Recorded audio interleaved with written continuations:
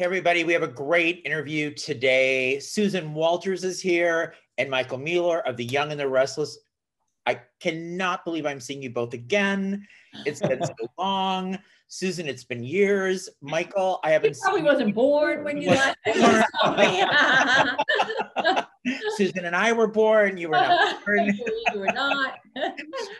So let's just start right off with Susan. I know I've heard the story about how you came back to the show and got the phone call and all of that. How has the ride been thus far, stepping back into Diane? It's been great. There's some things that are so familiar, and then there's other things that it's like, I'm like, wait, which way do I go to get to the stage? I'm constantly getting lost, but it's been great. My first couple of days I worked with Kelsey, who plays Allie. So both of us were new together in a certain way. And then when I worked with Peter and Michelle, it felt like 20 years had gone by like that. It was just great. And Michael, everyone is so happy to have you back with the show. There was such an outpour when you left the show. Yeah, back last summer, June, July, August. Oh. And it was, we've talked before, and I was, sad about it, but now you're back, and this is going to be a great storyline. Oh, it's amazing. I'll come back to. So tell me about getting the call, coming back. It's amazing. It's funny because I received a text from our executive producer, and even though I had been gone a year, I see his name pop up on my phone and I go, what did I do wrong? What did I do? Not that, right. Not that he rolls with an iron fist or anything like that. He's a very sweet man, but you just, the natural actor tendency is, I even thought that. What do I? Yeah. Once I figured out, I'm like, wait, why are they calling me? What did I do? I took a Dolce & Gabbana skirt. 20 years go by. They skirt. Yeah. And so we set up some time to hop on Zoom. And they told me the storyline. They swore me to secrecy that Susan was coming back. And all of it combined just gave me chills, really. And I said, if there's ever a storyline that I'm coming back for, this is the one I'm coming back for. I'm so glad you did. Yeah. I mean, great. So tell me about now the two of you had not met before, ever, right? So what was your initial reaction to each other as people, as you're going to play mother and son on the show. Susan, what did you think of Michael? Well, I'd heard so many great things about him, from Peter and from Tony. And I didn't get to work with Michael his first days back, which was probably great for him, not having all of my newness going on. He worked with Peter. So I watched him and I'm like, oh yeah, that's my kid. That'll work. That is great. So it wasn't, we had really difficult scenes in terms of the dramatic component of them, our first days together. But I think it went really well. It was easy. Yeah. It was easy. He took good care of me. It was great. Yeah. So Michael, what was your reaction to, here's your mom. This is going to be your on-screen mom. And it's Susan.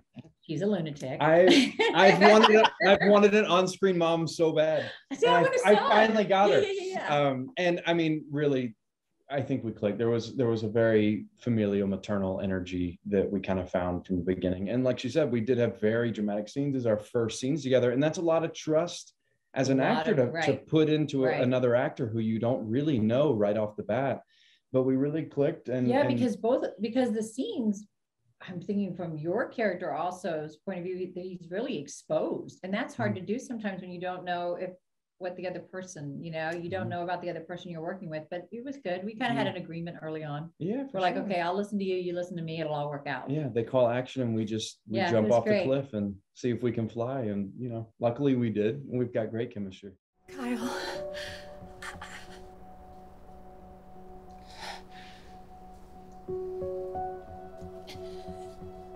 Thank you for agreeing to meet with me, for giving me this chance to explain myself. You've got a hell of a lot of explaining to do. Come in.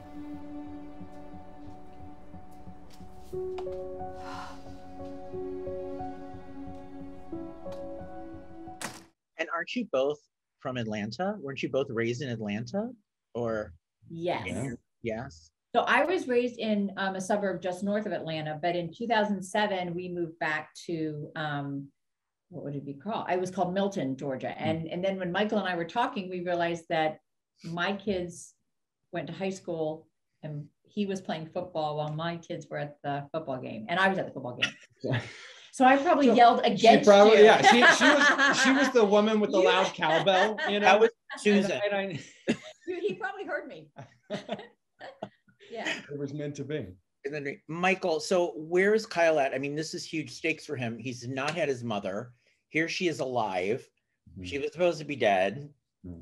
And where is Kyle coming from? Is this just like, oh my God, this is my mom? He's got to be very conflicted, I would think. Oh my God, yeah. I mean, he's floored, he's confused, he's heartbroken. I mean, he kind of runs the gamut as far as the emotions go. And it's interesting.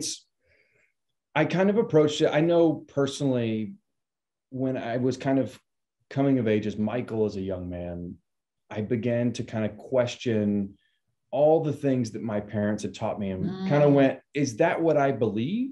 Or is that just something that my parents kind of, a belief that my parents placed upon me? And so you kind of go through a lot of that stuff. And I kind of took that approach when Diane came back into the picture of Kyle questioning all of that stuff that he learned without her all over again, of what does this mean for all of my past relationships and how Kyle has treated women in the past. And, how did that affect him? What would have changed if Diane was in the picture the entire time? And, and kind of brought that to the playing field. And what was it like for you, Susan? So where is Diane at this point? I mean, nobody trusts her as far as they can throw her. So, anyone in Genoa City, but she's trying to earn the trust of her son, right? She wants to have this relationship with him. So how are you playing it? Does she just want to love this son, or is she using it as a pawn? No. Well, first of all, no. First of all, moving on. No, and I will say this, and I could be wrong. I'm an employee, okay. Right? I'm a grateful employee, and I love being brave with what's given to me to play, right? However, after I did the scenes with Michael that day, I mean, I stood in the corner and cried, and I thought, there is no way, if this woman is just full of crap, she should be burned.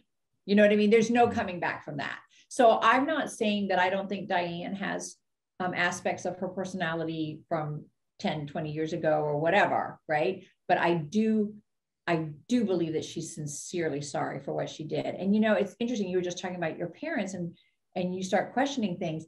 Diane left. So even though you mourn for your child or you're missing him or someone, you're not there. So maybe there is truly like an escapism to it. And then she's back with him. And then all of that, it's easy to not take accountability for yourself, maybe when you're not in the room, right? Or not in the city. That being said, I cannot imagine ever abandoning my child, So I've had to use, the feelings of failure as a parent are still very real, but obviously not on that magnitude, if that makes sense. Yeah.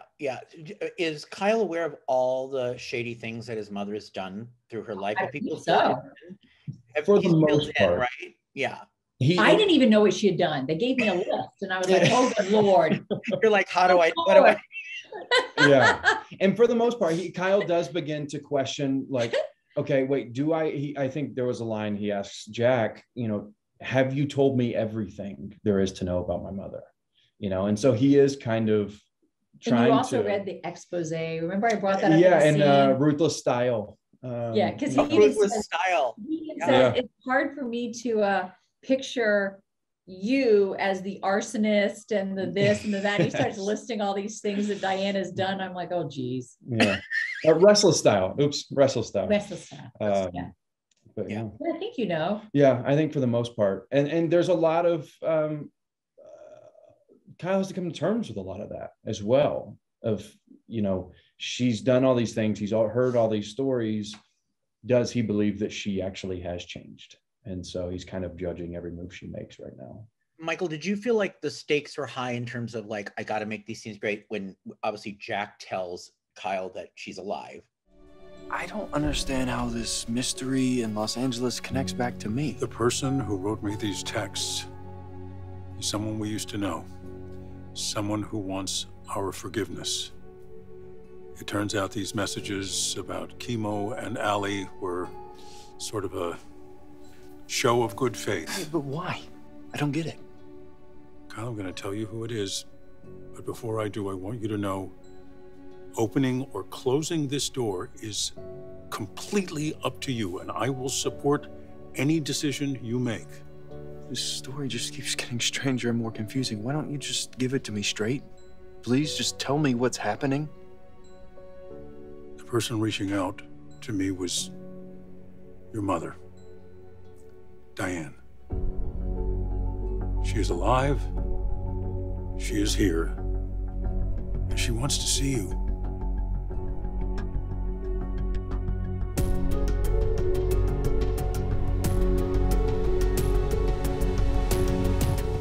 What was that scene like to film? And then to go into the scene later with meeting Mom? I don't think I had ever been so nervous as an actor. Aww. I mean, you want to do all of that material justice because it is such a monumental moment for Kyle as the character, the Abbott family, and also Peter Bergman and Susan Walters. You know, it's like there are so many different dynamics at play that you want to come through for. And so it felt like there was kind of a lot riding on my shoulders walking into those scenes, but you kind of have to just learn to trust yourself. And also those were, I think the scenes with Peter were my first scenes back. Mm-hmm. It was like my first day back on set. Mm-hmm. And so after a year of being off, you kind of begin to question, wait, can I still do this? Do I need to shake the cobwebs off a little more? And so you really walk into those scenes and you haven't done this in so long. You just hope you can fly, you know, one of those kind of situations. I saw them, they were good. Oh, well, did you feel the same way, Susan, in your scenes coming back? And of course, we just touched upon this. So Lorna of Loving, INR, think of the, you know, like, that's a long time. It's a long time, but I remember you as Lorna on Loving. Yeah. Did you, what do you remember from being that to like YNR, like how soaps have changed and, you know, what would you say? Well, what's interesting about Loving was, besides a totally different work environment, which this is a very supportive and creative, and I know things are going very quickly here, but I wasn't expecting to feel as like welcomed, even though I knew I would be, you know, it's just nice. That really takes a lot of the nerves away. Also, when we did Loving, they didn't edit. So you went from scene to scene to scene to scene to set to set to set. So while you're doing your scenes in the Alden mansion, you can see people over there in the schoolhouse getting ready to go. So it was, the scenes weren't as immediate, where Michael and I, we were first up that day, which was, you know, a little more difficult for someone like myself. And you dress and then you film, and then you dress and you film. So we actually it's a much more immediate. So the scenes really lend themselves to each other. You get to build as it builds in the script, which I'm going on a tangent, I love about this medium much more than single camera that I've done for, you know, the last 20 years. I love the fact that we're immediate and we're right now. And as long as you can come prepared, you know, you're not just waiting for all the stars to align for you to have a moment. You're in control of it a little bit more with the timing of the filming. That being said, coming back, I mean, it's, you know, come on, it's been 37 years, 8 years since I was Lorna, and it's been 20 years since I was Diane. And so there is that, you know, it's like, yes, I have experience, you know, but on the other hand, you're also putting a much older face in front of the camera. You know, I'll be honest with you. Say you'll be my wife. Make me the happiest man on the planet. Really is breathtaking. Oh, it pales in comparison to the woman wearing it. It's a romantic thing to say. What can I say? I'm a romantic. You haven't answered me. Oh, I haven't, have I? Need some time to think about it? No, I don't need time. So? I'd be an absolute fool to marry you, Jack Abbott. But the way I feel about you, I'd be an even bigger fool not to. I love you. Yes. Yes, I'll marry you. Back to what Michael was saying, you know, all that swirling around in your head. And then, you know, we looked at each other, and of course I got to work with Peter right on it. It's like, really all we have is the scene. And so all we have is each other. And really at the end of the day, I just want to tell Diane's story and do that. So the rest of it, you just hope works out. Michael, what's the setup of the scene? Oh. Well, you know, it's funny. It's a very long day for Kyle. He flies in from Italy and with Harrison. And is that all the same day? It's all the same day.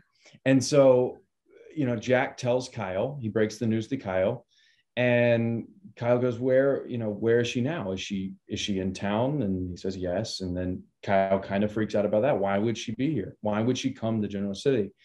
And then once he kind of comes down from that, he agrees. He goes, let my mom, know that I want to see her. And Diane, Jack goes over to Diane's hotel to say that he talked to Kyle. Yeah. And then in true Diane fashion, she wants to come to the Abbott living room. It's more comfortable for him. Oh, of course. Yeah. So she wants to come to his. More comfortable. Yeah. She comes to enemy territory for it. We had an agreement. You had no business being here until after I spoke with Kyle. Right, but I thought that maybe Phyllis was right. That he wouldn't want anything to do with me, that he would just turn right around and go back to Milan and I wouldn't have a chance to see him. So I just wanted to be close. I know that you can understand that. It is still Kyle's prerogative to leave without seeing you. And that's what you're hoping will happen, isn't it? Oh, you are damn right it is. I think Diane, come on. She wants to live in a mansion like that. Oh, She in her brain. I even said it to Allie's character. But besides all that, if you really wrong somebody, then you have to be willing to take a lot of stuff. And so I think that Diane's also proving that. Like the amount to which I want a relationship with Kyle is to the extent of how much, hostility and pain and questions that I'll take and just keep eating up. Now, when somebody else says mean things to me, I might retaliate a little bit. You know what I'm saying? You got to judge it. Right. Yeah, we went straight to the Abbotts. Oh yeah. Yeah. And we never left. Were there tears? Were there tears in the scene? Yeah. Well, there were, but we had so much to say that you really couldn't give in to those tears because you had a lot to say. So you had to, it was actually really nice because both of us were fighting to not have tears the whole time. Those are the best scenes, right? Yeah. For different reasons. Play the best to the audience, right? Because you're not gushing, you're holding it back. Yeah, exactly. You can't let the It's like if I start crying, I won't be able to say what's on that next page of pure yellow highlighter.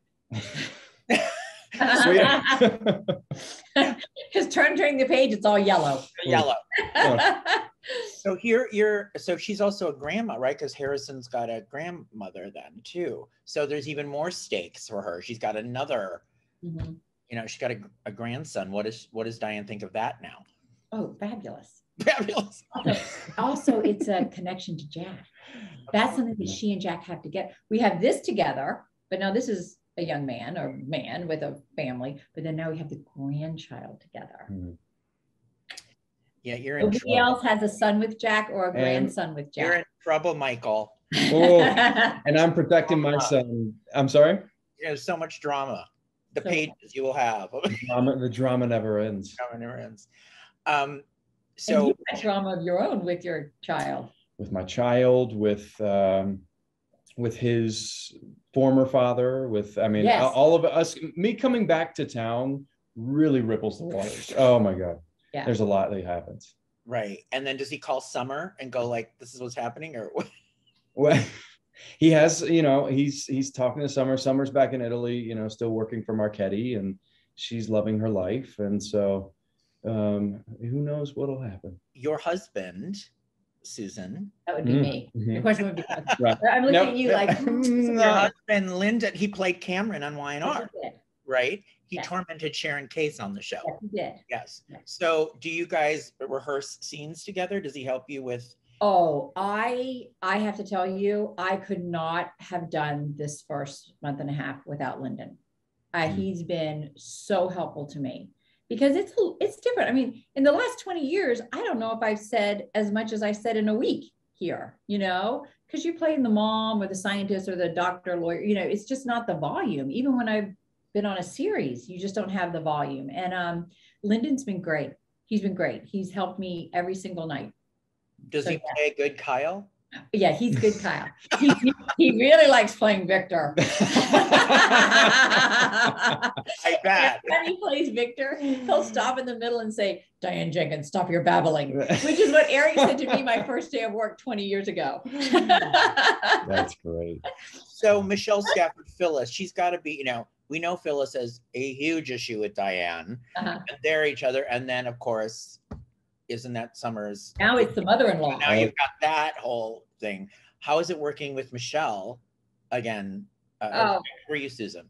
It was great. What's funny is there was just a scene on the air. I think it was on like the 6th or 7th of April. I can't remember when Phyllis and Jack come to Diane's LA house. And it was my first time working with Peter and Michelle, you know. And it was just so funny. It was like, all of a sudden, it's like, wait, how old are we? Because it was just 20 years ago, right? And then at the end of the scene, Phyllis said something to me and then she walks out.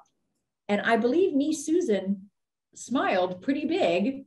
And then she turned around and she kind of gave me a look and she's kind of smiling. And both those shots were still in because it kind of worked for Diane. You know, I'm like, was I being Diane or was I being Susan then? But it was like, oh, this was good. This was fun. It's been really fun. Yeah. And then you obviously have had scenes with Melody, with Nikki. I mean, didn't she basically now frame her for her murder that never really happened? Or, supposedly the other Diane did. So I'm just having to repent for what somebody else got to do. So there's only so much I'll take from Nikki because I'm like, well, it wasn't me. Michael, what can you say about both of you about Peter Bergman? Because I know he's going to be key to this. Michael, he was just talking about you on the talk the other day with Susan. How has he been instrumental in you being with the show and working on the show and bringing this whole story to life? I mean, he's been there every step of the way. I mean, Peter and I have built just a great on-screen and off-screen relationship. I mean, he's an amazing friend. Yeah. Mm-hmm. And he's really been my biggest champion, I think, on the show. I mean, he's incredible. And so when I came back, I mean, obviously he was the first person I called and we squealed on the phone together. Aww. And so then when I got to come back, I mean, he was there for me in all the insecurities I had. You know, he just helped me rebuild that confidence, you know, understanding that I'm still the same person I was when I walked out of this building a year ago. And here I am again, and that my place is still here. And, you know, I'm meant to be here and all that kind of stuff. And so he's truly been monumental in my life. And I wanted to say that in the interviews I've done with Peter, and I've done many over the years, you know, when you were a newcomer, when you first were new, he pegged you right away to have legs in this, and that you were so good. And I don't always hear that, you know, from people, you know, actors who have been on shows a long time, but he felt very strongly about you in this role. Like you were a keeper and you were the guy. So that's sweet. I have to agree. He's been amazing, even from the beginning. I mean, I remember my first day here. Actually, you know, even before my first day, the day I got the phone call that I got the job, that night he emailed me. Aww. That night. He's great. And I hadn't even met him yet. He's great. And so he's been here for me from the very beginning. There was, you know. And, you know, Peter's the kind of, I mean, look, Peter's been doing this a long time, right? But yet mine and Kelsey's first weeks with him, he like texted me, hey, do you want to stay after school and work on our lines? And we'll all run them together. Like we had so many lines, you know, and we all went and rehearsed every day after work for the next day. I mean, you don't get that a lot, you know, and it was just so it was just so comforting because he's just solid. He's just right there. You know, Peter, and then Peter as an actor, you know, it was very comforting. Is she going to go after him, Diane and Jack, again? Redo? I don't know. I mean, I think Diane is, I mean, he even says it. He goes, "You're obsessed." I'm sitting there. He's like, "You bought a house just so you could talk to me. Don't you find that obsessive?" I'm like, "Well, yeah, right." You know, yeah, I think, like I said, I think Diane sees this big package deal. Maybe I'm sure things will happen. I have no idea what goes on, me, Susan, and but you know, in a perfect world, she sees like, look how good I look sitting here in the Abbott household, right? Now, would Kyle want his parents back together, knowing how awful Diane had been, although he wasn't there for some of, you know? Right. Yeah. Wait, was Diane awful to Jack? Phyllis has been awful to manipulative. Jack. I'm just saying she did manipulative things. Okay. Yeah. I did one step at a time. I don't know if I can, you know, wake up from morning. Handle it. You know, Jack. Yeah. Yeah, but Phyllis was worse. I don't know if Kyle's ready to, if he's ready to come in from the pool house for coffee in the morning to see, you know, mommy and daddy in their bathrobes. I don't think we're ready for that. That would be too weird. That would be weird. That would be weird. Yeah. Right. So the end result, after Kyle wants and needs answers from Diane when he sees her, she's alive, you know, does he get answers from her? You know, forgiveness is a very personal thing, and forgiveness has a lot of definitions to a lot of people. And so it's really kind of, okay, within this first reintroduction to Diane, what does forgiveness look like to Kyle, and what does he want out of this? And I think he struggles finding that for a while. So figuring out how to accept, you know, her answers to his questions and this initial reintroduction, for lack of a better term, it's so well written, what you're going through too. They gave him like so much, you know, he doesn't have just one thought process. It's so many thought processes that are all very valid. Yeah, that's what's nice about it. Exactly. And so I think it's going to take some time for him to really define what forgiveness means in this situation. I was loving the fact, Susan, of her jobs that she had. Didn't she? She was she was a realtor. I sold post-war homes in the Valley. Do you know how many of my friends, you know, so many of my friends watch this show now, and they're texting me like, "Hey, I have a post-war home and we kind of like it." I'm like, one could be so lucky to have that in Los Angeles. Didn't she tell Jack when he found her in like with Allie, that she had gotten therapy or something? Yeah, I had a lot of therapy. Did she have a lot of therapy? A lot. Yeah. A lot. Just wait. There's a scene in this very living room where I explain my entire therapy process to a cat. Somehow I don't think there's more therapy that needs to be done. I just feel. I think, okay, this is the way I'm thinking through it. Because it doesn't seem like there was a substance abuse going on for Diane. You know, like sometimes you take away, you know, a negative substance and somebody can kind of get their lives together, where she didn't have that. I think, you know, she went through therapy. She didn't get a major personality transplant. You know, it was like probably a huge wake up call. And then knowing, I mean, I know how Susan felt walking into this living room with these actors grilling me. You know, I think it probably took a long time for Diane to feel that she could handle all that.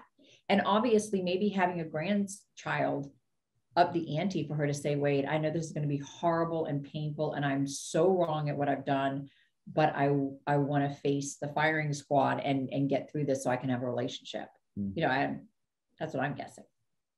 Yeah. So to be sassy. That's the main thing. But you want to be sassy, Diane, and get to be that and still not. Yes. She wants her cake and eat it.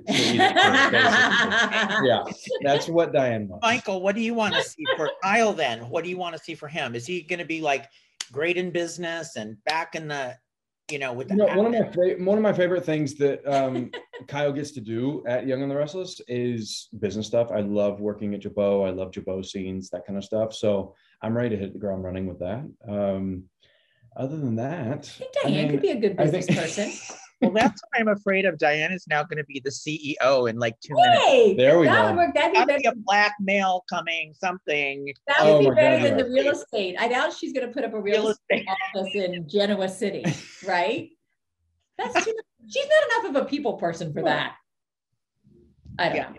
Yeah. I can see the two of you at Jabot. You're in your suit and tie. She's Exactly. she's my secretary. Kyle, whatever you want. Yeah. Or the roles reversed. I'll be her secretary. secretary. Yeah. I'll tell you, it's kind of, we're joking about it, but it was an interesting line that Michael had. And, you know, it's funny, sometimes when actors say lines to you, you know, they really resonate. And it was in part by how he played it. And he says, okay, so what if we do all this? He goes, then what? Like, oh, so I forgive you, because forgive is esoteric in a weird way, right? Whoa, then what? And I thought, wow, boy, I don't know, I didn't think through that one. Like, because it's true. It's like the then what? That's what we're all going to find out together, I guess. Yeah. Did you see the fan reaction on social media to each of you coming back? I mean, they were so thrilled that Diane was back, first of all, to stir the pot. That was a huge thing. And then it was Susan. So that was another huge thing. And then Michael. So it's really interesting to watch. You know, we have this 6 degrees of separation in soap operas between the audience and it's very different, as you know, Susan and Michael, from other mediums, right? It's kind of this connection they have or whatever to them. So what did you see the like excitement of you being back? Somewhat. I think I was on the lookout for how people would feel about someone. I didn't even know that this was a story when I came back. I just knew that I wasn't the actor who had been killed. So it's easy for me to then go on. Like, I never did the scenes where I was bludgeoned in the head, right? So I was just hoping that the fans would accept, you know, this kind of leap of faith that that she's alive. Because once we get past that, then we can rebuild her, you know, and have these relationships, and then it can go back to, like, you know, my Diane. My Diane wasn't killed. You have a favorite old Diane moment from when you were on the first time? Wow. I mean, I want to hear this one now. Yeah. Oh my God, there were so many, but I think one of the most fun days was when I think they use it in a promo, when I'm out gardening in gloves and I smacked the back of Phyllis's car and I dove under the car and she rolled over my leg. And then I got to show her as being just so horrible to have run me over. That's what you're dealing with, Michael. Okay. Yeah, I know. I'm aware. So, Michael, your reaction, we were talking about the reaction of the fans when they heard you were coming back. You know, I'm flattered to say the least. I don't even know, it's beyond flattery, because people are so happy because I've gotten calls from people here in the building, Young and the Restless, and people at Soap Opera Digest, and, you know, all that kind of stuff, and talking about how they still receive messages and letters that they wanted me to come back. And it's incredible. And people who said, oh, I'm glad Diane's back, does that mean Kyle's back? Like, it was, oh, Diane means Kyle. So they were all very excited for Michael. Yeah. And so it's been incredible that they haven't stopped, you know, trying to bring me back. And it's amazing. And I'm honored to, you know, come back and get to play this part again. And so, yeah, it's been a really sweet, warm welcome back. Well, thank you both so much. It's so great to see you, Susan and Michael. So good to see you. And watch both of them on The Young and the Restless weekdays on CBS for the exciting drama of Bill and Diane's story, and Jack, and others, and others. All right. Have a great day. Thank you so much. Bye. Bye. Bye.